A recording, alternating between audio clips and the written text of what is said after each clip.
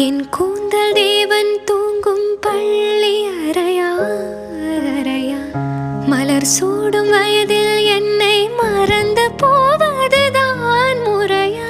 நினைக்காத நேரம் இல்லை காதல் ரதியே உன் பேரை சொன்னால் போதும் நின்று வழிவிடும் காதல் நதியே.